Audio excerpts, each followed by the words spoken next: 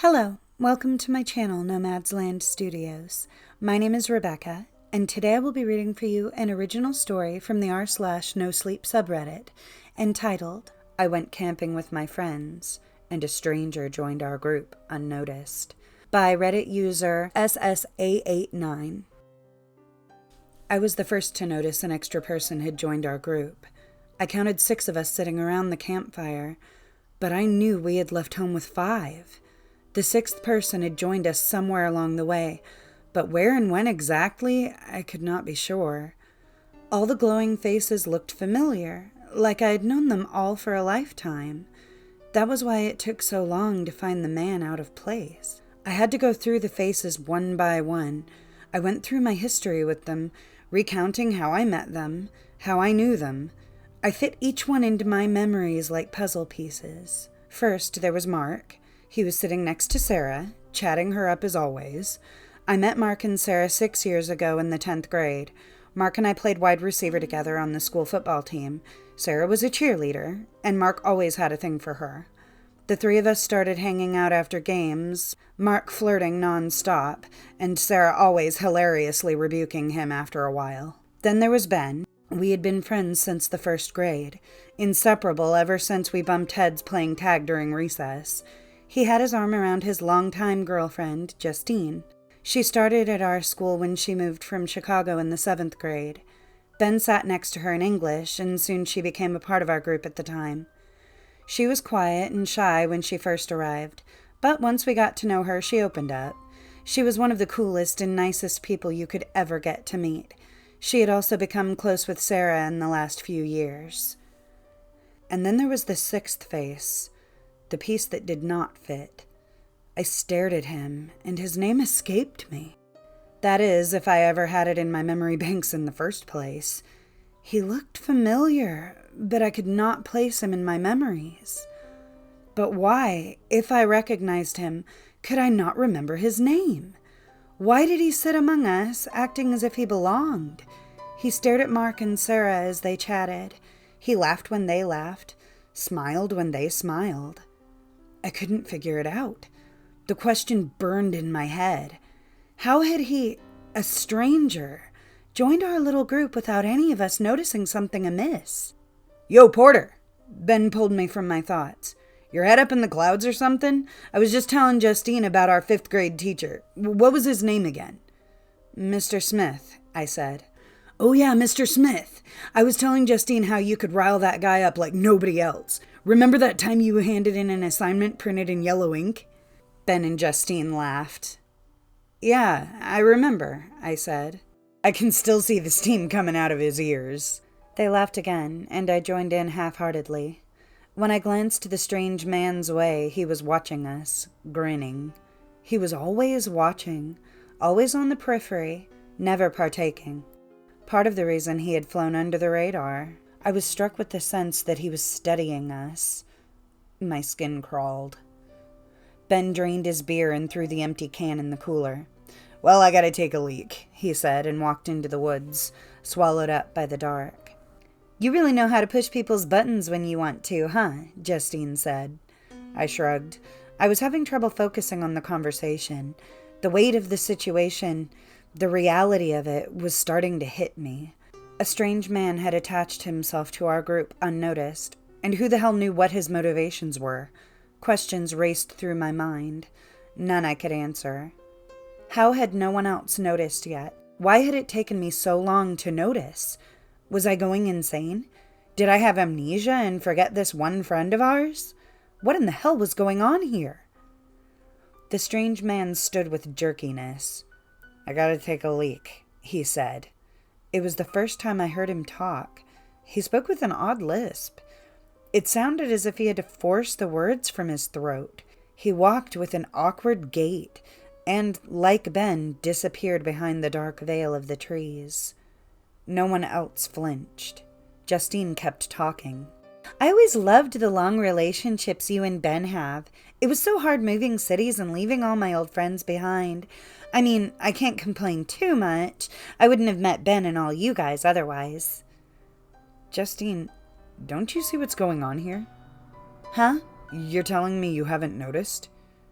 Notice what, Porter? What are you talking about?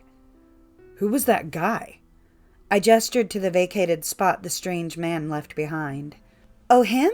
He's, She trailed off. She frowned into the fire. I could see her mind ticking over, and her eyes twinged with concern. I knew I wasn't going crazy. I don't know, she said. Who is it? That's what I'm trying to figure out. We stared at each other. Maybe... Justine was cut off. An ear-piercing screech came from the woods. It sounded like a shrill, injured cat. A large cat. The sound split the air and cut our conversations short. A blanket of silence fell over the four of us. Only the crackling campfire persisted. The woods were still and quiet. The hell was that? Mark broke the silence. I don't know, Sarah said. I've never quite heard an animal like that before. Sounded like some screwed-up mountain lion, Justine said. You ever heard anything like that before, Porter? I shook my head. My fingers tingled with adrenaline. Ben was still in the woods, and the strange man was out there with him. Dread filled my gut. There's no mountain lions out here, Mark said. It's probably an elk. They can make some creepy sounds. Sarah agreed. Justine bit her lip and scanned the woods. It's probably okay. I think Mark's right, I said to her. But I wasn't sure I believed it. Mark and Sarah had started up their conversation again when the strange man bumbled out of the woods. They paid him no mind. I was hoping something would have triggered in them by now, but they were oblivious. The strange man took a beer from the cooler. He fumbled with it, struggling with the tab. It was as if he had never opened a can before. When he finally had it open, he sat, beer in hand, and continued to watch Mark and Sarah, a thin smile on his face. He never did take a sip. I watched him from across the campfire. His head wavered behind the heat. I touched on what made me uneasy about this strange man, aside from the fact he had managed to infiltrate our group without any of us noticing for a long time. He moved with jerkiness and awkwardness, like a newborn animal. Nothing he did was smooth or well-practiced. It made everything he did look like an act, an imitation. I didn't make the connection at the time, but I should have seen this man was not quite human. But at the moment, I wasn't sure what to think. I guess I just thought he was a freak. I considered calling him out then and there. I wanted to ask him just what the hell he was doing. But I'll admit, I was scared.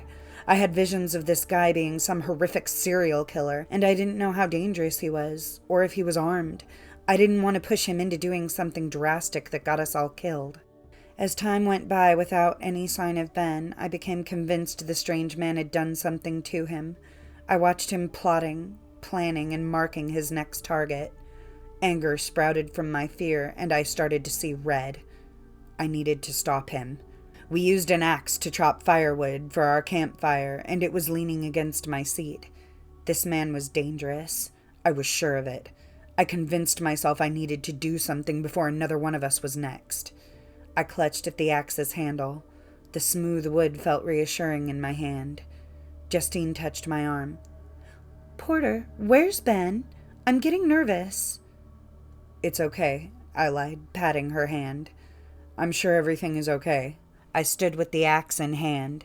I'm going to get some more firewood, I announced more awkwardly than I hoped. Okay, dude, Mark said. Porter? Justine's voice wavered. Speaking up was a mistake. I had drawn the attention of the strange man. I walked past him, trying to act as nonchalant as possible, but I was never a good actor. He watched me the whole way. He maintained his glare as I reached the perimeter of the woods, and as he looked back, his head rotated around an unnatural distance. That was enough to chill my spine. I was hoping he would turn around, to look away and give me an opening, but he never did. I'm not exactly sure what happened next. I never saw him stand up and walk over to me. I never even saw him move a single muscle. But in an instant, he was standing in front of me, inches away from my face. It was as if he teleported. A metallic smell stung my nose. The strange man stunk of blood and copper. The axe trembled in my hand. Any thought of actually using it fled my mind. I locked into place, my skin covered in goosebumps.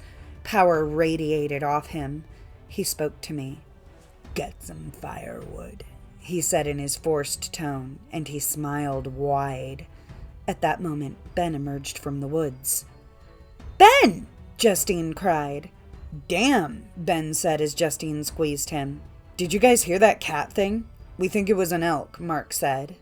"Where were you? Why did you take so long?" Justine asked.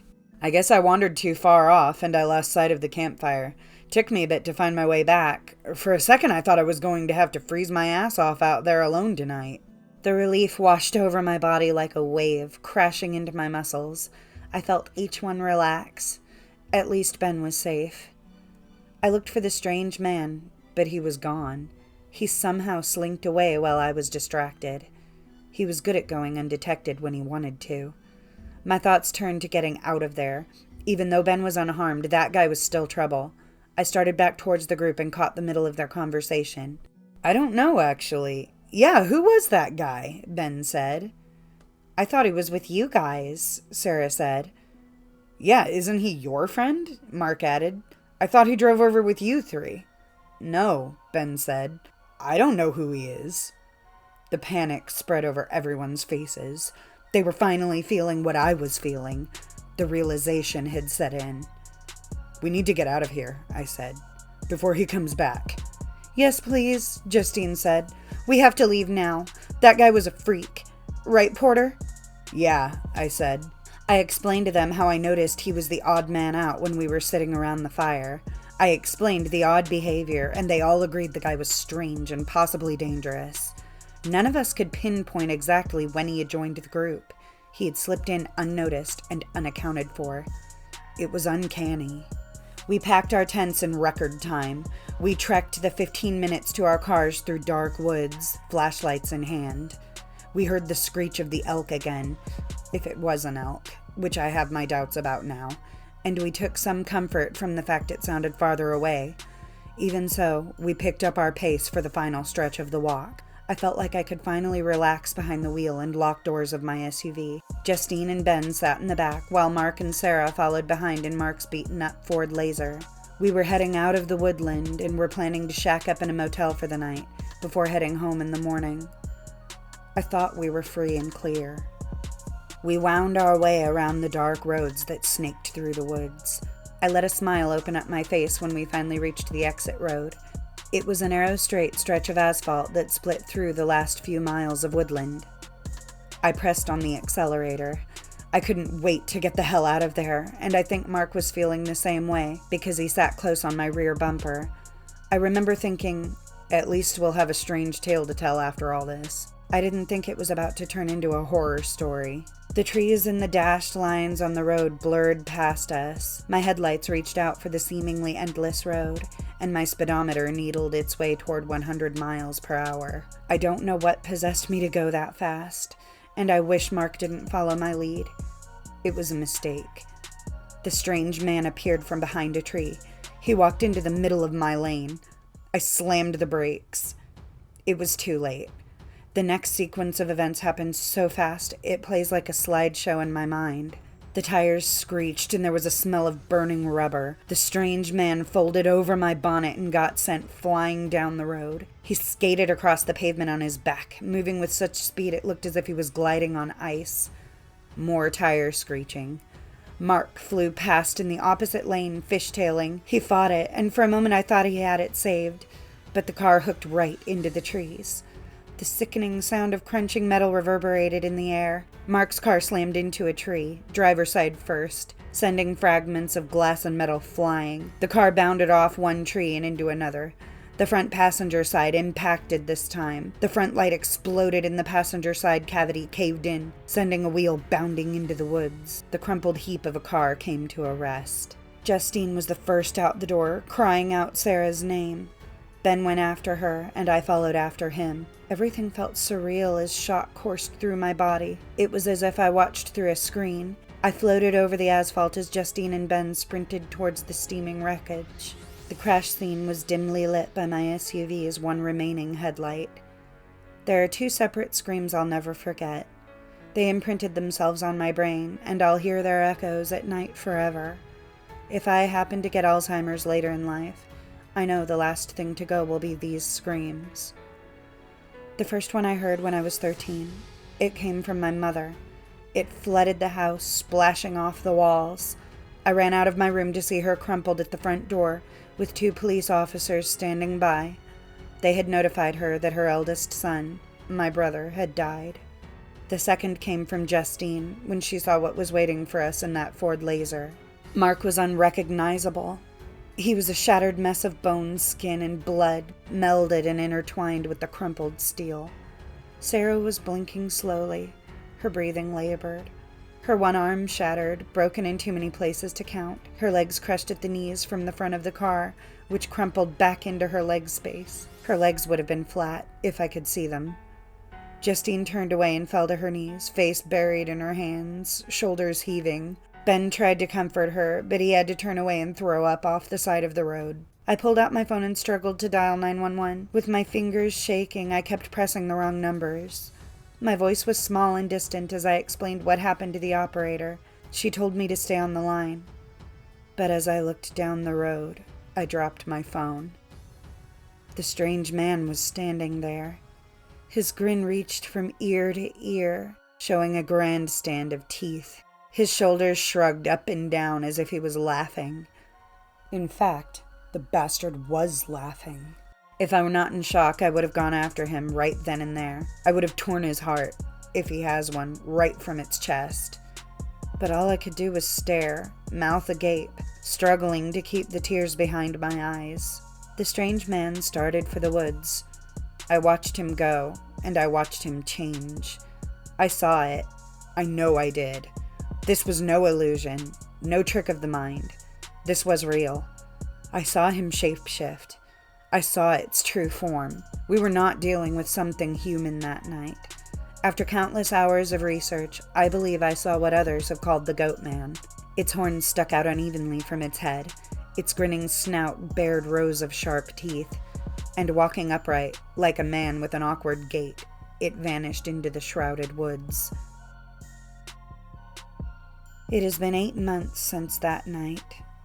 I've only seen my friends a handful of times since then. Our relationships have shattered and are left in ruin. All we are now to each other is a stark reminder of that night. Mark is dead. Sarah survived, but as a triple amputee. Justine and Ben broke up.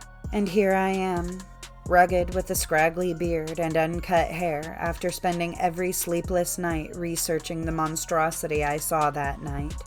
The goat man. I'm going back to those woods. So help me God, I'm going back. I'm coming for the goat man. And I'm not stopping until one of us is dead.